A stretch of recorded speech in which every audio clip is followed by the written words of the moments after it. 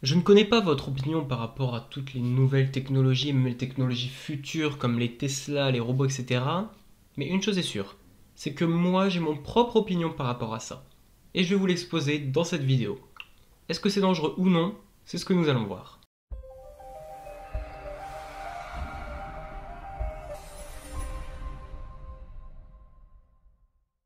Eh bien bonjour à toutes et à tous les amis, c'est Lightfire, j'espère que vous allez bien.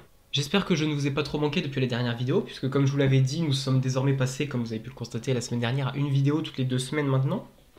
Du coup la semaine dernière par exemple je n'ai pas tourné de vidéo. Ça m'a fait du bien parce que le week-end dernier j'avais littéralement trop de choses à faire.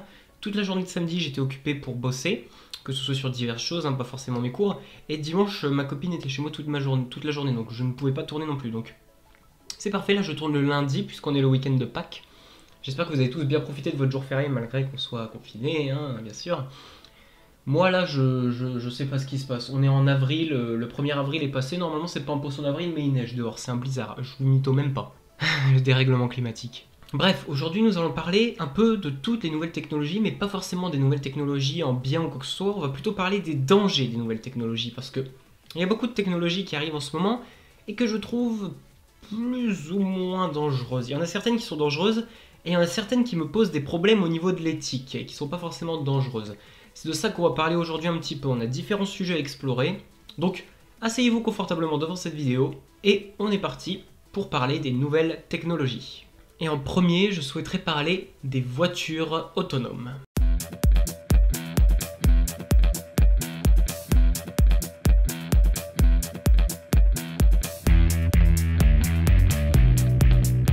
Alors les voitures autonomes, vous savez très bien tous ce que c'est, vous connaissez tous Elon Musk et son entreprise Tesla, vous connaissez tous les voitures Tesla. Ce sont des voitures qui peuvent conduire toutes seules. Par exemple, j'ai un ami que je vois chaque été, on en a déjà parlé avec Antoine dans une vidéo, qui vient du Luxembourg. Et son père a une voiture Tesla. Et l'été dernier, mon père et le père d'Antoine sont allés faire un tour avec le père de mon ami dans cette fameuse voiture Tesla, du coup, vu qu'ils voulaient voir un peu à quoi ça ressemblait. Et donc ils sont allés sur l'autoroute avec, etc. Alors déjà, la voiture, elle passe de 0 à 100 en... T'as même pas le temps de le voir venir. Et ensuite, effectivement, la voiture conduit toute seule. Il a lâché le volant sur l'eau. Alors, c'est eux qui nous l'ont raconté, nous on n'était pas dans la voiture, on était à la plage. Mais ils nous ont raconté qu'effectivement, sur l'autoroute, il lâchait le volant et la voiture continuait toute seule, droit, sans causer d'accident, sans dévier ou quoi que ce soit. Par contre, dans la Tesla, il y a quand même une alerte. Si au bout d'un certain moment, le conducteur ne retouche pas le volant, il y a quand même une alerte de la Tesla pour réveiller le conducteur. Au cas où. Mais en soi, elle reste quand même un bon moment autonome, la voiture. Et ça, c'est parce que c'est les premiers modèles. Dans le futur, quand les voitures conduiront réellement toutes seules, il n'y aura plus d'alerte. Parce qu'il y a des voitures qui sont capables de conduire sans conducteur. Genre, t'es à ton boulot, t'appelles ta voiture sur ton téléphone, elle vient te chercher. Elle conduit toute seule, il n'y a personne dedans. Donc à ce niveau-là, déjà, l'alerte ne servira à rien. Ça pose aussi un problème de dangerosité du truc. La voiture est programmée. Je veux dire, il y a des satellites tout au niveau de l'entièreté d'autour de la Terre qui ont littéralement scanné les routes. Et grâce à des avions aussi, les avions Google qui prennent des photos. Ça scanne les routes, donc la voiture va suivre les lignes blanches de la route, bien sûr. Et puis, s'il y a des nouvelles routes qui se créent, de toute façon, la voiture va les détecter avec les caméras qu'elle a sur toute la voiture, littéralement, et tous les capteurs qu'elle a. La voiture est aussi capable de détecter les autres voitures. Par exemple, si ta Tesla se rapproche trop d'une autre voiture, elle va ralentir pour laisser un espace de sécurité. Par contre, la voiture ne détecte pas encore les piétons. Bon, alors normalement sur l'autoroute t'es pas censé avoir de piétons. Bon, après moi j'habite dans le nord de la France, pas loin de Calais, et Calais c'est le seul endroit où sur l'autoroute tu as un panneau attention traversée de piétons. Mais normalement t'es pas censé croiser de piétons sur l'autoroute. À moins qu'il y ait un accident, normalement t'es safe en général. Mais bon, nous on est obligé de faire gaffe à Calais du coup. Arrive donc le fameux problème dont j'ai déjà débattu avec Antoine notamment, parce qu'on aime beaucoup débattre sur ce genre de sujet, c'est si un jour un accident se profile, et qu'il va y avoir un accident. Qu'est-ce que la voiture va privilégier? Imaginons devant toi tu as un passage piéton, et tu arrives à... la voiture arrive à 70, parce que c'est une route de campagne, et ça existe des routes de campagne où il y a des passages piétons, il y en a par autour de chez moi. Et là il y a un gosse qui traverse, et qui n'a pas pensé à regarder, il a ses écouteurs. Bon, normalement tu vérifies, mais imaginons le gosse il est un peu con, il n'a pas regardé les deux côtés avant de traverser. Il traverse. Et toi t'arrives à 80 km/h. Parce que route de campagne hors agglo, c'est 80-90. On sait pas trop parce que le gouvernement aime bien revenir en arrière. Bref, tu arrives à toute berzingue. C'est la voiture qui va choisir à ta place. Si la voiture, par exemple, conduit toute seule, ou parce que t'es pas dedans et tu l'as appelée dans le village à côté, ou tu t'es endormi. Parce que ça va arriver un jour. Les gens qui vont s'endormir au volant parce qu'ils font totalement confiance à la voiture. Sauf que quand tu vas arriver à un péage et qu'il faudra payer et que tout le monde va te klaxonner, là tu vas bien te réveiller, crois-moi. Mais du coup, qu'est-ce que la voiture va choisir? Et là c'est important. Imaginons par exemple, la personne conduit normalement. La personne conduit à 80 km/h. Elle voit un gosse sur le bas-côté qui s'approche du passage piéton. Déjà, si vous êtes comme moi, après il y a des mauvais conducteurs, hein, mais si vous êtes comme moi un bon conducteur, vous allez ralentir un petit peu en voyant un gosse qui s'approche du passage piéton. Même si vous ne savez pas s'il va traverser, vous ralentissez par instinct. Vous ralentissez à 70, même 60, et là, le gosse traverse sans regarder, mais vous êtes encore à 50 km/h. Vous n'avez plus le temps de freiner. Ce que vous allez faire, c'est que vous allez donner un gros coup de volant, soit côté où il reste encore la route, mais à ce niveau-là, s'il y a un véhicule qui arrive en face, ça va faire mal, sauf s'il a ralenti. Soit vous tournez de l'autre côté et vous finissez dans le champ. Parce que j'ai pris l'exemple d'une route de campagne. Si vous finissez dans le champ, vous avez de grandes chances de vous en sortir. Je veux dire, à 60 à 50 km/h, juste finir dans un champ, bon, la voiture va un peu brouter, tu vas un peu abîmer les roues, l'enjoliveur, etc. Mais de 1, toi, t'auras rien. Ta voiture, elle sera assurée, donc normalement, t'auras pas de problème pour t'en racheter une ou la faire réparer. Et le gosse sera sauvé aussi. Par contre, une voiture Tesla, c'est pas la même. Parce que la voiture Tesla, elle privilégie le conducteur du véhicule. Parce que la sécurité du conducteur dans le véhicule, c'est la sécurité qui est privilégiée. Et la voiture, elle, ne va pas donner un coup de volant pour finir dans le champ. Parce que la voiture, son but, c'est déjà de ne prendre aucun risque pour le conducteur et aussi de ne pas se mettre dans une situation qui pourrait nuire à la sécurité du conducteur.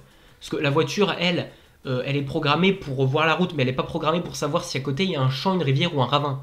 Donc dans le doute, elle va pas prendre le risque de tourner. Du coup, elle ne tournera pas dans le champ.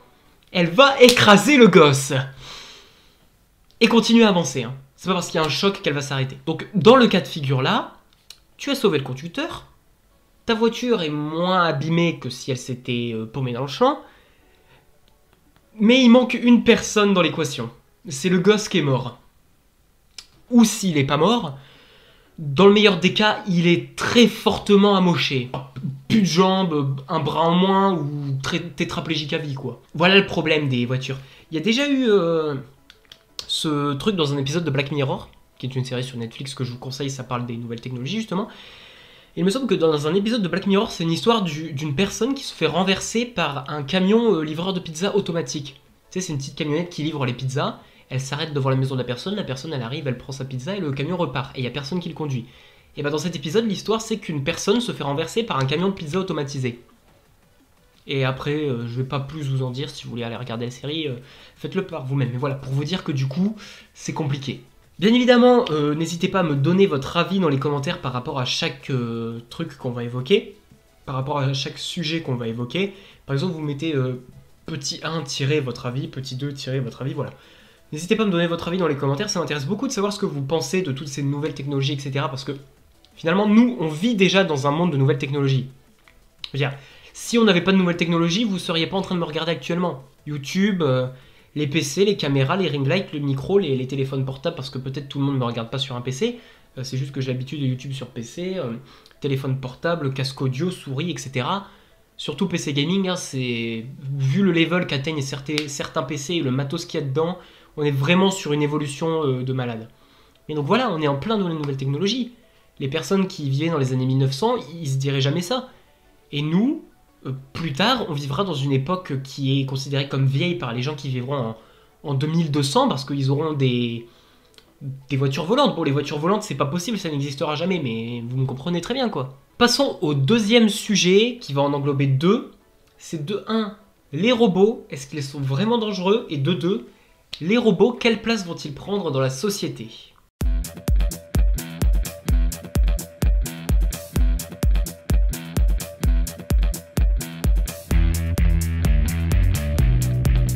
Alors les robots, vous le savez, vous avez déjà vu des vidéos de robots sur internet. Si vous suivez ma chaîne dans l'essayer de ne pas avoir peur qu'on a fait avec Antoine, petite fiche actuellement, vous avez vu le fameux robot de la vidéo I Feel Fantastic. Un extrait de 2 secondes tout de suite. Déjà, quand t'as ça chez toi. Voilà, c'était un extrait de 2 secondes parce que j'ai pas envie que vous quittiez la vidéo parce que vous avez peur. On y a réagi pendant l'essai de ne pas avoir peur. C'est une vidéo assez connue. Hein. C'est même une creepypasta que je n'ai pas encore racontée sur ma chaîne, mais que je raconterai. Ne vous inquiétez pas. Le truc, c'est que c'est creepy. Bon, le robot est creepy, la voix est creepy, la musique en fond est creepy, l'atmosphère, tout est fait pour que ce soit creepy. Donc voilà, en soi. Mais les robots, vous avez déjà vu leur gueule? Je veux dire, ça vous fait pas peur, ça? Moi, ça me terrifie. Les robots ont une tête flippante, déjà, de base. Tu ne peux pas faire confiance à ce genre de choses. Voilà. Mais, c'est le futur. Alors déjà, avant de parler des robots dangereux, on va parler des robots dans la société, leur place dans la société. Vous le savez, l'humain est feignant. Alors, pas tous les humains, je ne mets pas tous les humains dans le même panier. Il y a des sportifs de haut niveau, même moi, j'allais à la salle une fois par semaine quand c'était ouvert. Mais bref, quand c'était ouvert, moi j'y allais une fois par semaine. Mais il y a des humains qui sont feignants. Il n'y a qu'à voir les personnes qui ne traversent même pas sur les passages piétons alors qu'il y en a un 10 mètres plus loin juste parce qu'ils veulent pas faire 10 mètres de plus. Vous sentez que je suis salé quand je conduis? Et du coup, oui, les robots, quelle place vont-ils prendre dans la société? Il y a de très fortes chances, et ce serait malheureusement dommage d'en arriver là, que les robots prennent la place d'humains dans le travail de tous les jours. Vous imaginez, vous passez à la caisse d'un supermarché quelconque, et c'est un robot qui est là comme caissière ou caissier par exemple. Ça veut dire que potentiellement sur les 10 caisses du magasin, il y a 10 robots, c'est 10 emplois en moins pour des hommes ou des femmes qui sont au chômage et qui auraient pu avoir cet emploi. Et qui peut-être l'auraient même mieux fait qu'un robot. Parce que le robot, il a beau être extrêmement performant, s'il y a un bug ou un petit court-circuit ou une panne de courant dans la ville, tu peux attendre très longtemps à la caisse. Voilà. Donc le problème c'est ça. Par exemple, j'ai déjà vu une vidéo sur TikTok qui parle des nouveaux magasins Amazon. C'est-à-dire, tu rentres dans un magasin Amazon, tu prends le produit, par exemple, imaginons que tu as une petite soif, et il n'y a pas de distributeur. Tu vas arriver dans le magasin, tu vas prendre ta bouteille de Vittel, c'est du placement de produit, j'en ai rien à péter. Tu vas prendre ta bouteille de Vittel dans le magasin, tu peux même commencer à la boire en te dirigeant vers la caisse, tu sors à la caisse, il y a des sortes de gros trucs, un peu comme les trucs qui scannent si tu voles ou pas. Ça va scanner la bouteille, par le code barre, parce qu'il y en a tout autour de toi, et ça va directement te créditer le prix de la bouteille sur ton compte Amazon. Et donc tu vas automatiquement payer la bouteille. Traduction, dans ces magasins-là, par contre, il n'y a pas de caissier. Ça a un bon aspect, un mauvais aspect. Le bon aspect, c'est que pour voler, ça va être très dur. Parce que là, pour le coup, tu peux pas voler dans ce genre de magasin. C'est impossible. Tout est détecté partout, il y a des capteurs. Donc ça, c'est un bon point. Le mauvais point, par contre, c'est que le caissier, bah, il est au chômage. Et ça, c'est un problème. Parce que déjà, Amazon, déjà, c'est américain. Moi, j'aime bien aller chez mes trucs français, genre Leclerc et tout. Moi, j'ai pas envie que tous les jours, je sois fliqué par Amazon, qui récolte des infos sur ce que j'achète. Donc les pubs, je vais encore m'en prendre plein la gueule. Et surtout, c'est américain. Moi, j'aime bien aller dans mes magasins français. J'ai pas besoin des Américains.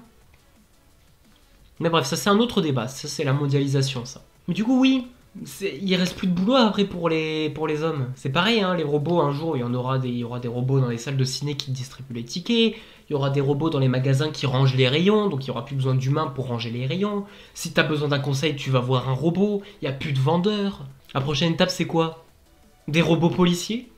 Et en plus de ça, les robots, c'est dangereux. Vous avez sûrement déjà vu passer ces vidéos de robots qui battent les champions du monde d'échecs, de dames et tout. Je veux dire, c'est des mecs, ils excellent dans des jeux qui sont quand même assez complexes.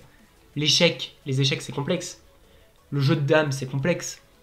Et je sais qu'il y a un jeu qui est d'origine chinoise ou japonaise qui contient un nombre ultra grand de probabilités. C'est un peu comme le jeu des dames. Je vous afficherai une image si j'arrive à trouver. Si je trouve pas, dites-moi dans les commentaires si vous voyez de quoi je parle. Qui contient un nombre de probabilités. C'est des millions de probabilités de mouvement et tout. Et même le champion du monde de cette discipline a été battu par un robot qui a réussi donc à analyser toutes les probabilités maximum et a réussi à jouer pour le battre. Ça déjà c'est très dangereux. Parce que des robots arrivent à nous battre. Alors sur des échecs et tout, ça va. Mais quand des robots arriveront à nous battre sur un autre plan, est-ce que c'est pas un petit peu dangereux? Un tout petit peu, hein. Parce que les robots, ils vont forcément devenir intelligents un jour. Les intelligences artificielles, ils auront le moyen de penser par eux-mêmes grâce aux intelligences artificielles. Et donc, ils ont la possibilité de devenir plus intelligents que nous, parce que eux, ils ont un truc qu'on n'a pas. C'est que eux, c'est des machines. Dans leur cerveau et dans leur corps, ils ont des processeurs, des cartes mères, des centaines d'appareils électroniques ultra sophistiqués. Nous, on n'a pas de carte mère ou de processeur dans notre cerveau. Donc nous, on n'a pas la possibilité d'engranger un nombre d'informations incroyable, même si c'est le sujet de la suite de la vidéo. Donc les robots, si un jour ils ont l'intelligence artificielle et qu'ils arrivent à faire en sorte de savoir que ce sont eux-mêmes des robots et qu'ils ont dans leur corps des choses qui leur permettent de faire plus de choses que nous, ça peut devenir très dangereux. Et ils peuvent très facilement, s'ils évoluent très vite, les robots pourront très facilement savoir qu'ils peuvent avoir le dessus sur nous quand ils veulent. Je ne sais pas si vous avez vu ce qui avait fait du bruit il y a très longtemps, c'était il y a au moins 4-5 ans je crois, dans une émission du très célèbre présentateur américain Jimmy Kimmel, le Jimmy Kimmel Live Show, truc muche bidule chouette. Il avait fait une émission où il invitait un robot, ce robot que je vous ai déjà montré, c'est bon, sa tête elle vous fait pas trop peur, voilà. Ils ont fait une partie de pierre-feuille-ciseaux, Jimmy Kimmel contre le robot. Et le robot a gagné. Et le robot lui a répondu: c'est la première partie de mon plan visant à conquérir l'humanité. I won. This is a good beginning of my plan to dominate the human race.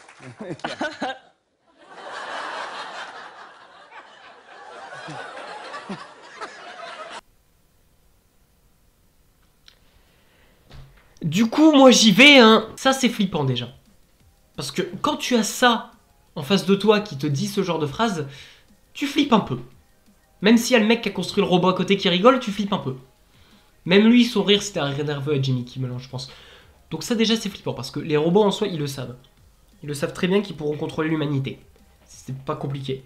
Et même elle, je crois qu'elle a déjà une intelligence artificielle. Donc ce qu'elle a dit, c'est qu'elle le pensait soit par elle-même, soit que c'est une blague qui a été préparée à l'avance et qu'ils ont programmé le robot pour dire ça. Dans les deux cas, si là c'était une blague, il y aura possibilité que dans le futur ce soit plus une blague quand ils diront ça. Donc du coup les robots c'est très dangereux. De par le fait que de 1, ils peuvent avoir une intelligence artificielle qui est une intelligence bien plus développée que la nôtre. Parce que vous le savez, on n'utilise que 10% de notre cerveau. Donc, et de Zio, ça va prendre des métiers. Alors il y a des métiers qui seront toujours exercés par des hommes, hein, que ce soit policiers, pompiers, chirurgiens, etc. Gynéco, tu vois, des trucs comme ça, vraiment des métiers où tu dois soigner des gens, où tu dois faire attention, être minutieux et tout. Ce sera toujours contrôlé par des humains. Même aujourd'hui, dans les opérations où c'est des robots qui opèrent les personnes, il y a un humain derrière qui contrôle encore le robot. Donc voilà, mais par exemple, caissier, c'est pas compliqué pour un robot de calculer le prix des articles qui passent, si en plus le robot il les scanne avec ses yeux, d'imaginer un prix et de te faire payer. Et si le robot te voit te sauver, il signale une alarme. Donc bon, c'est très facile de remplacer certains métiers par des robots, d'autres moins, mais certains très faciles. Donc déjà que le Covid a fait très mal à l'économie, c'est pas pour que dans le futur on se retrouve avec un taux de chômage encore supérieur à aujourd'hui parce que les robots ont pris des métiers qui étaient dispo et qui n'avaient plus le Covid. Le prochain sujet dont on va parler, c'est le téléchargement de connaissances directement dans notre cerveau. Comme si dans ton cerveau tu avais un disque dur et tu téléchargeais directement des connaissances dessus. C'est de ça qu'on va parler maintenant.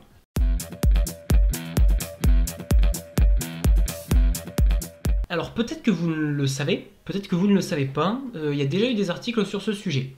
C'est le fait de pouvoir transférer directement des connaissances. Par exemple, tu prends un article Wikipédia, tu le télécharges et tu le transfères directement dans ton cerveau. Il y a déjà eu des articles là-dessus et on sait très bien que c'est possible. On sait que c'est possible. Ça a été prouvé scientifiquement que c'était possible. Déjà, ça pose un gros problème. Si tu as la possibilité de... Parce que le cerveau humain... C'est pas un disque dur à 3 Tera. Non, le cerveau humain, il peut stocker bien plus de choses qu'un disque dur de 2 Tera. Si tu as la possibilité dans le futur de télécharger toutes les connaissances du monde entier directement dans ton cerveau, déjà on perd des emplois, parce que les professeurs des écoles, les professeurs de lycée, collège, etc., les professeurs d'université, déjà ils auront plus de boulot. Et ensuite, ça servira à quoi les études? Dire un bébé... Pendant les 2 premières années de sa vie, tu lui branches les connaissances basiques, genre écrire, lire, compter, parler, etc., marcher et tout. Quand il sera au collège, tu vas lui transférer tous les classiques, les maths, les tangentes et les produits scalaires de tes morts, les formules chimiques, la SVT, les livres de Victor Hugo et tout et tout. Puis quand il sera après, quand il ira, quand il voudra faire une certaine profession, s'il veut être médecin, tu lui transfères toutes les connaissances à avoir pour être médecin. S'il veut être journaliste, tu lui transfères toutes les connaissances à avoir pour être journaliste. Voilà. Tu vas plus à l'école, tu vas plus au collège, tu vas plus au lycée, tu fais plus d'études supérieures. Du coup, déjà, là, tout ce qui est diplôme, ça n'aura plus aucune valeur. Parce que par exemple, tu transfères à une personne toutes les connaissances à avoir pour être juge, avocat, procureur, etc. Il n'y aura plus de différence entre licence, master, doctorat de droit. Ils auront déjà tout dans leur tête et ils seront tous au même niveau. On transfère des trucs sur nos ordis. Il y a déjà des gens qui ont créé des virus pour pirater nos ordis via un truc qu'on télécharge. Vu comment l'humanité est pourrie, ça prendra 6 mois avant que quelqu'un trouve le moyen de coder un virus qui va te détruire le cerveau. Là, c'est un gros danger, vous vous rendez compte? Parce que là, on parle pas de te détruire ton PC à 200 euros, bon tant pis, ton PC à 1000 euros comme le mien, bon ça fait chier là, ça fait mal au porte-monnaie, mais te détruire le cerveau, pas sûr que ce soit rattrapable avec de l'argent. Donc voilà, parce que l'humanité est pourrie. Il y aura forcément des transferts illégaux de connaissances, des transferts de connaissances qui sont pas légales, genre comme transfert de comment fabriquer de la drogue soi-même, comment se procurer des armes illégalement, comment braquer une banque. LOL. Donc oui, c'est un peu dangereux. Et puis moi, je vois pas l'intérêt. Je veux dire, tu te fais chier à aller à l'école, à aller au collège, à aller au lycée. Tu te fais chier à apprendre des trucs qui te plaisent. Parce que logiquement, les études supérieures, si j'étais parti en sciences actuellement, j'aurais sauté d'un pont. Mais vu que je suis parti en droit, j'aime bien ce que je fais. Bon, il y a le confinement, donc j'ai pas passé une super année. J'en viens même à détester les études supérieures. Mais ça, c'est comme tout le monde. Vu qu'on est confiné, on n'a pas un avis objectif là-dessus. Mais tu n'as plus le plaisir d'aller en cours. Alors au lycée, je me faisais harceler par les élèves, et enfin au collège par les élèves et au lycée par les profs, donc voilà. Mais là, la fac, le premier semestre de ma première année, où j'étais en présentiel, c'est très bien passé. J'aimais beaucoup y aller. En plus, à chaque fois, à la fin de mes journées de cours, soit j'allais à la salle, soit j'allais au bar avec mes potes, soit j'allais aux deux. D'abord, tu vas au bar pour te prendre un petit citron pressé, parce que oui, je ne bois pas d'alcool. Je vais dans un bar qui ne vend pas d'alcool d'ailleurs. Et puis après, tu vas à la salle, voilà. C'est le plaisir de voir tes potes à la fac et après d'aller avec eux à un endroit. Donc non, je suis pas pour transférer des données comme ça. Et surtout, autre chose d'assez relou. Si par exemple, on ouvre le dossier de ton cerveau, on fait copier-coller. C'est très facile de créer un clone de toi-même. C'est-à-dire, on copie-colle toutes les données de ton cerveau. Ta personnalité, ta manière d'être, ta manière de parler, ce à quoi tu ressembles physiquement, l'agencement de ton cerveau, tes réflexes, ta manière de réagir dans une situation, ta manière de réagir par rapport à une émotion. Tout ça, c'est copié. Et ça peut être collé comme tu copies-colles un document WinRAR. Et c'est très facile du coup de créer un clone de ta personne. Il suffit que dans un cerveau inerte d'une personne qui est morte et dont on a extrait le cerveau, tu branches ça, tu colles tout ce que tu as, tu le mets dans un robot, tu mets le cerveau dans un robot, le robot va avoir la même personnalité que toi.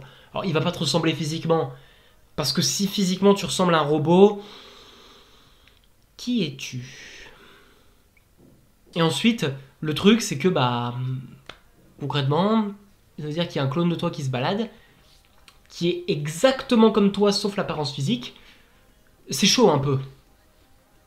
Parce que même si en soi tu le déposes, t'es en France et le robot est déposé en Angleterre, il a tous tes souvenirs en tête.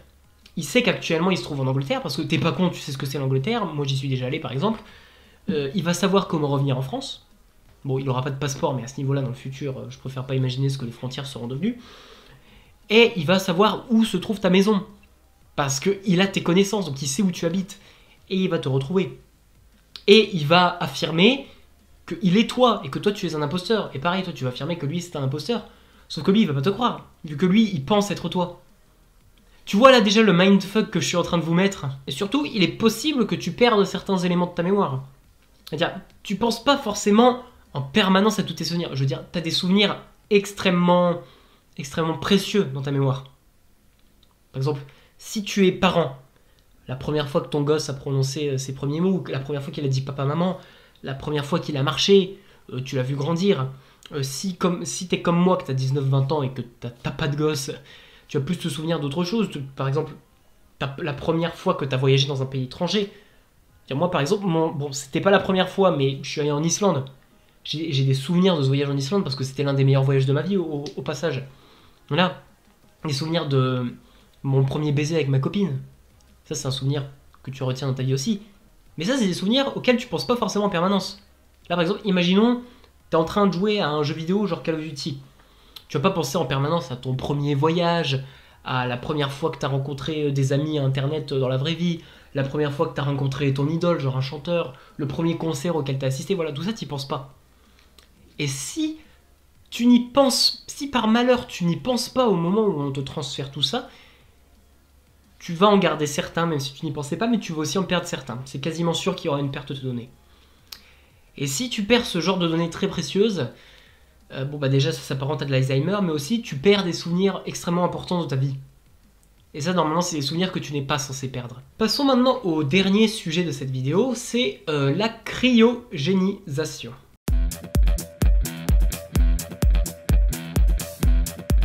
Alors, la cryogénisation, je pense que vous savez plus ou moins tout ce que c'est. D'ailleurs, on en voit aussi dans les jeux vidéo. Si vous avez joué à des jeux vidéo un peu futuristes, vous savez plus ou moins ce que c'est. Bon, pour ceux qui ne savent pas, je vais vous expliquer rapidement. En gros, la cryogénisation, ce sont des personnes qui sont encore vivantes à l'heure actuelle, plus ou moins âgées. Je ne connais pas l'âge moyen des personnes qui ont été cryogénisées dans le monde. Ce sont des personnes que l'on cryogénise, donc littéralement que l'on glace. C'est-à-dire actuellement, ils sont dans des sortes de boîtes, je ne sais pas si on peut appeler ça, c'est une sorte de grand réceptacle dans lequel, un peu comme dans les films de science-fiction, où tu vois des humains dans des tubes. Là, ils sont dans ces sortes de boîtes et ils sont complètement glacés. C'est-à-dire, ils sont dans des températures de moins plusieurs centaines de degrés et du coup, leur corps est à l'arrêt complet.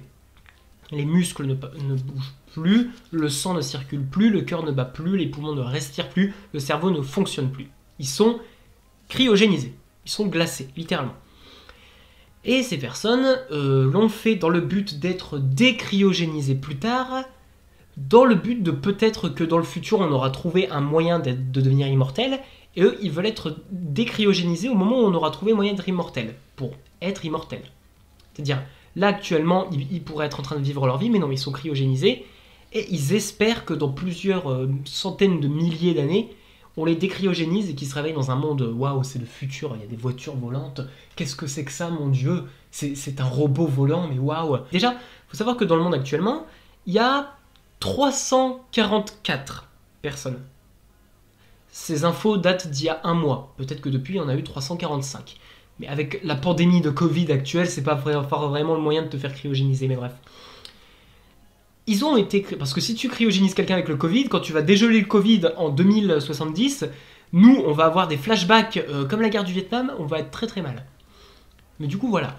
Ils sont actuellement 344 personnes à être cryogénisées, et voilà, c'est aux États-Unis. En France, il n'y a pas ça. C'est interdit d'ailleurs en France, c'est pas considéré comme légal. Mais aux États-Unis, tu peux te marier avec une loutre, donc bon. Donc aux États-Unis, c'est légal. Mais il y a un petit problème. Je veux dire, ces 344 personnes qui se sont cryogénisées à la base pour devenir immortelles, ils se sont tués. Ah, je sais que c'est un peu con dit comme ça, mais c'est la vérité. Ils se sont tués. C'est-à-dire qu'à l'heure actuelle, on ne sait pas comment décongeler un corps. Les scientifiques ne le savent pas. C'est impossible de décongeler un corps sans qu'il y ait des dégâts inimaginables. Si tu décongèles l'une de ces personnes plus tard, il y aura des dégâts inimaginables. Le mec, il peut littéralement crever au moment où tu décongèles. Voilà, ça c'est le plus haut. Après, tu peux être tétraplégique, tu peux perdre la mémoire, bref, il peut y avoir des conséquences désastreuses. Du coup, on ne sait pas comment décryogéniser un corps. Donc déjà, le truc c'est qu'ils se réveilleront jamais dans leur propre corps. C'est-à-dire, on sait comment transférer un cerveau, ça par contre. C'est-à-dire qu'on pourra transférer leur cerveau dans une enveloppe robotique. C'est-à-dire, ils se réveilleront en étant eux, mais pas vraiment eux. C'est-à-dire, ce sera leur cerveau, donc ils sauront que c'est eux. Quand ils vont se réveiller, ils verront des voitures volantes dans plusieurs milliers d'années. Ils se diront, waouh, ma cryogénisation a marché, je me suis bien réveillé comme je le voulais. Parce que pour eux, si ça se passe comme ça, c'est-à-dire, ils ont été endormis au moment où ils se cryogénisaient, et ils se réveillent pour eux une seconde après. C'est comme toi quand tu fais une opération et qu'on t'endort pendant l'opération, que tu es anesthésié. Tu te réveilles, t'as l'impression que ça a duré une seconde, alors qu'en fait ça faisait 3 heures que t'étais opéré. Par exemple, moi mon opération du nez, c'est comme ça. J'étais anesthésié et pouf, une seconde après je m'étais réveillé, alors qu'il y a eu 2 heures d'opération. Donc voilà. Pour eux ça aura duré une seconde, ils vont juste voir des voitures volantes, ils vont se dire attends ça marchait là, ça y est, je viens d'être cryogénisé pendant plusieurs milliers d'années, voilà. Et ils vont regarder leurs bras, ils vont voir que c'est du métal, de la mécanique et tout, ils vont se dire ah, parce qu'ils auront encore tous leurs souvenirs de personnalité, etc. On pourra transférer leur cerveau, mais on pourra jamais sauver leur enveloppe corporelle. Ils ne se réveilleront jamais dans leur corps. S'ils se réveillent, ce sera dans un corps de robot. Ils auront toujours leur personnalité, leurs souvenirs, ils sauront qui sont leurs proches, enfin, s'ils sont pas morts parce que plusieurs milliers d'années, ils sauront comment c'était à l'époque. Déjà, du coup, tu n'as pas eu la culture qu'il y a eu parce qu'en plusieurs milliers d'années, la manière de vivre va beaucoup changer. Mais en gros, ils verront qu'ils sont dans un corps de robot. Alors, dans le meilleur des cas, il faut un choc émotionnel en voyant ça, il faut un arrêt cardiaque. Enfin, il n'y aura plus de cœur, mais un arrêt cérébral, je sais pas. Soit ils vivront leur vie comme ça, mais je me vois mal, moi, me cryogéniser maintenant, ne pas profiter de ma vie actuelle, j'ai 19 ans, et vivre plus tard toute ma vie dans un corps de robot. Je veux dire, c'est horrible. Et concrètement, si tu arrives à vivre dans un corps de robot, tu deviens immortel. Dans un certain sens. Donc oui, effectivement, ils veulent faire ça pour devenir immortel en soi. Donc en gros, ceux qui ont payé, parce que oui c'est payant de se faire cryogéniser, ceux qui ont payé pour être cryogénisés, ils ont payé pour se suicider, pour se faire assassiner. Actuellement la cryogénisation, parce qu'aux États-Unis c'est le droit, mais en France la cryogénisation c'est considéré comme un meurtre, parce qu'actuellement on ne sait pas comment décongeler un corps, et qui te dit que dans le futur, dans plusieurs milliers d'années, on saura transférer un cerveau dans un robot. Ton cerveau dans un robot. Qui te dit qu'on y arrivera un jour? Qui te dit que... Ils se sont pas dit, les gens qui allaient être cryogénisés, que peut-être ça allait jamais exister, et que peut-être ils se réveilleront jamais de leur vie. Méditez à ça. Parce qu'actuellement, il y a des personnes qui peut-être se réveilleront jamais, et qui avaient encore de belles années devant eux. Parce qu'il y a des personnes qui devaient avoir 50 ans dans le tas, je crois. Voilà les amis, c'est la fin de cette petite vidéo sur les dangers des nouvelles technologies. Et par nouvelles technologies, j'entends les technologies actuelles, parce que les voitures autonomes, c'est déjà d'actualité. Le transfert de données dans le cerveau, par exemple, ça l'est pas encore, mais ça le sera dans le futur. J'espère que ça vous a plu, c'est pas un sujet que j'ai l'habitude de faire. Du coup, si c'est le cas, vu que le robot YouTube va encore moins m'aimer maintenant que je suis passé une vidéo toutes les 2 semaines, bien évidemment, n'hésitez pas à liker, à commenter, à vous abonner si ce n'est pas encore fait, si mon contenu vous plaît. Et n'hésitez pas d'ailleurs à activer la cloche, vous êtes quand même déjà très nombreux à l'avoir activé et ça me fait beaucoup, ça me fait très plaisir. N'hésitez pas non plus à partager la vidéo sur vos réseaux si le sujet vous intéresse et que vous pensez que des amis à vous pourraient aimer ce sujet. C'est vrai que c'est un sujet assez intéressant. N'hésitez pas en commentaire à me donner votre avis par rapport aux différents thèmes qu'on a évoqués dans cette vidéo, ou venir en discuter avec moi sur mon serveur Discord avec les autres ou directement en MP, ou sur mes différents réseaux qui sont tous dans la description bien évidemment. Et je vous dis bien du coup merci d'avoir regardé, j'espère que je vous avais pas trop manqué la semaine dernière, voilà. Une semaine sans vidéo, c'est vrai que ça faisait bizarre, ça m'a fait bizarre, mais c'est le début, c'est pour ça. Je dois prendre l'habitude. Sur ce du coup les amis, j'espère que ça vous a plu. On se retrouve du coup dans 2 semaines pour une prochaine vidéo. D'ici là portez-vous bien, c'était Lightfire. Ciao!